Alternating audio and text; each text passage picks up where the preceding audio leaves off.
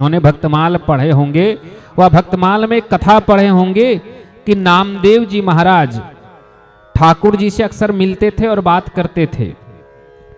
तो नामदेव जी महाराज एक बार ठाकुर जी से पूछते हैं कि ठाकुर जी, मैंने सुना है कि संसार में जो आपकी भक्ति करता है वह सारे दुख से, कष्ट से, सब चीज से मुक्ति हो जाती है, पर मुझे यह झूठ लगता है।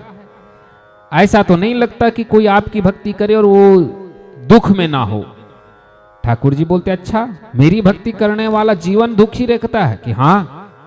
बोले, ऐसा कौन भक्त है जिसे मेरी भक्ति करके भी दुख प्राप्त हो? तो नामदेव जी कहते हैं कि एक लकड़हारा है जो रांका और बाका दोनों पति पत्नी लकड़ी का काटते हैं और लकड़ी बेचते हैं। ये भक्तमाल वाले अक्सर इस कथा को पूरी विस्तार पूर्वक इस कथा को पढ़े होंगे। तो नामदेव जी जब पूछते हैं तो नामदेव जी को प्रभु कहते हैं कि सुनो, ये दोनों जो है इन्हें मैं कुछ देता हूं तो ये लेते नहीं, इसमें मैं क्या करूं? ये निष्काम भक्ति कर रहे हैं, इसमें मैं क्या करूं? तो नामदेव जी तो एक भक्त दूसरे भक्त की हमेशा भला चाहता है। सच्चा भक्त तो वही जो दूसरे भक्त की भला चाहे। नामदेव जी ठाकुर जी से इतरा रहे हैं, किसके लिए? तो दूसरे भक्त को सुख दो। ठाकुर जी देखे कि नामदेव जी का ऐसा मुंह बन गया कि जैसे मैं देना नहीं चाहता हूं। तो नामदेव जी को ठाकुर जी प्रसन्न करने के लिए, कि उनकी मन को दिखाने के लिए कि देखो भैया मैं ठीक हूं। भक्त कैसा जो भगवान को गलती बता रहा है। नामदेव जी ऐसे प्रधान भक्त दे ठाकुर जी को बता रहे हैं कि तुमको क्या है प्रभु, आपको करना क्या चाहिए था, किसको क्या देना है। ये सुनकर के भगवान गए, बोले चलो मैं तुम्हें दिखाता हूं।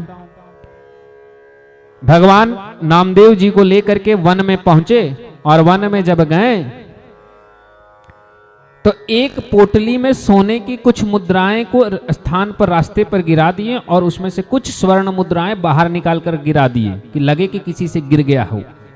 तो जब उधर से पति जा रहा था लकड़हारा, तो उसने देखा कि एक पोटली में सोने के सिक्के निकले हुए हैं। जैसे ही उन्होंने इसे देखा तो लकड़हारा आगे चलता गया और बोला यह धन मेरी नहीं, दूसरे की, मैं इसे नहीं छूंगा। आगे बढ़ गए। सोचिए लकड़हारा को आगे जाकर के ध्यान आया कि कहीं मैं ना उठाया और मेरी पत्नी पीछे से आ रही है और वह देख करके इसे उठा ली तो। वह लकड़हारा लकड़ी को रखा और दौड़ते दौड़ते फिर वो स्वर्ण मुद्रा के पास पहुंचा और मिट्टी काट कर उसमें मिट्टी डालने लगा कि पत्नी को ना दिखे। तब तक पत्नी वहीं खड़ी दूर से आ रही थी, देख ली कि सोने को ढका जा रहा है। तो पत्नी कहती है कि स्वामी मिट्टी को मिट्टी से क्यों ढक रहे हैं? सोचिए, सोने को मिट्टी से ढक रहा है पति और पत्नी कह रही है कि ये तो मिट्टी था पहले से ही और आप इसे मिट्टी से ढक रहे हैं। पति बोला, हे देवी मुझे क्षमा करना, मैंने ये संदेह कर बैठा था कि तुम तो कहीं लालच में ना पड़ जाओ, पर तुम तो मुझसे भी श्रेष्ठ हो। मैंने तो इस स्वर्ण मुद्रा को स्वर्ण मुद्राएं देखी, तुम तो इसे मिट्टी कह रही हो, अर्थात तुमने इसे स्वर्ण भी ना समझा, इसे मिट्टी के तुल्य समझा।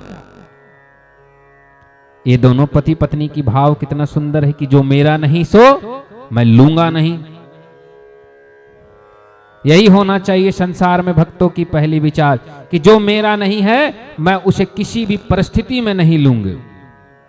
ये दोनों वहां से चले गए और स्वर्ण मुद्राओं को वहीं छोड़ दिए।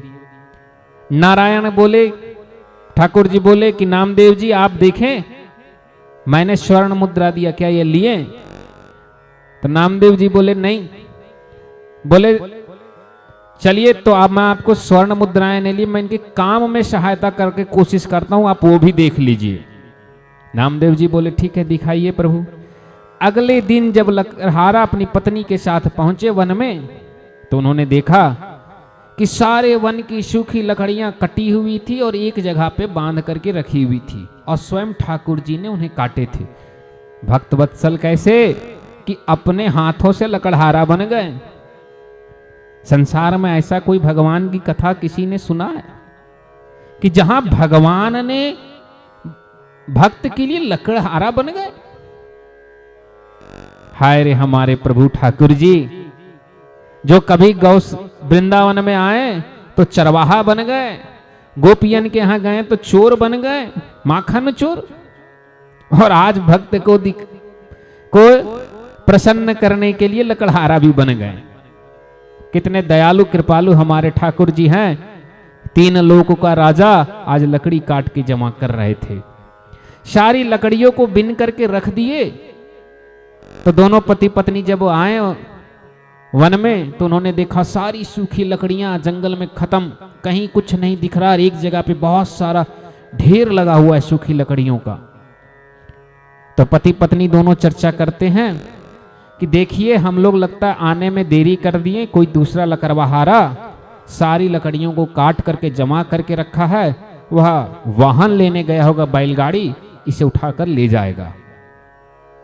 पति कहता है सुनो प्रिया, आज हमें भूखे ही सोना होगा, शायद हमारे भाग्य में भोजन नहीं। तो पत्नी बड़ा सुंदर उत्तर देती है, कहती है स्वामी आज हम दोनों भूखे रहेंगे। इसका कारण ये लकड़हारा नहीं है, आपने कल जो दूसरे की स्वर्ण मुद्रा देखी थी ना, ये उस कारण से आज हमको भूखा रहना होगा। भक्त को देखिए कैसी भाव कि पति को कह रही कि आपने दूसरे का सोना देखा इसलिए आज हम भूखे रहेंगे। क्या आवश्यकता थी आपको देखने और मिट्टी डालने की? कोई मतलब नहीं थी आपको। कल आपने उस धन को देखा, भले ही मेरी नाम के ही से, लेकिन मन में विचार आ गई कि वह धन कोई हम में से ना उठा ले। केवल विचार मात्र धन देख लेने से हमें आज भोजन नहीं मिला। नामदेव जी के अश्रु प्रवाहित होने लगे। ठाकुर जी बोले कि बताओ और क्या कहें। नामदेव जी प्रभु से हाथ जोड़े, बोले हे प्रभु, ऐसे परम भक्तों के लिए अब मैं क्या कहूं। अब इनकी भक्ति देखकर लगती है कि मेरी स्वयं की भक्ति छोटी है। भक्तों की यही तो प्रधानता है कि वह सामने वाले भक्त को ही श्रेष्ठ समझता है। नामदेव जी बहुत बड़े भक्त थे, तभी तो ठाकुर जी सामने से बात करते थे। परंतु कहते हैं कि नामदेव जी की ये तो परम भक्त हैं, स्वयं को परम भक्त नहीं बता रहे। सोचिए कैसी निष्काम भक्ति, जिसने पड़ा हुआ धन को छोड़ दिए, सूखी लकड़ियों को छोड़ दिए, भूखा प्यासा सोने को तैयार हो गए, लेकिन दूसरे की धन नहीं लेना चाह। ऐसी जो निष्काम भक्ति करे, उद्धव जी वह मुझे सबसे प्रिय है। ये कौन कह रहे हैं? भगवान श्रीमन नारायण कृष्ण अवतार में श्रीमद भगवत महापुराण के 11वें स्कंद में। क्या ऐसी भक्ति संसार में कहीं देखी? ऐसी निष्काम भक्ति ही प्रभु को सबसे प्रिय है। यह प्रभु कह रहे हैं कि जो माता श्री देवहूति को समझा रहे हैं कि मैया जो निष्काम भक्ति करे, जिसको 5 मुक्तियों में से कुछ ना चाहिए, जो बस मेरी चिंतन करे और कोई इच्छा मन में ना हो, वह मुझे सबसे प्रिय भक्त है।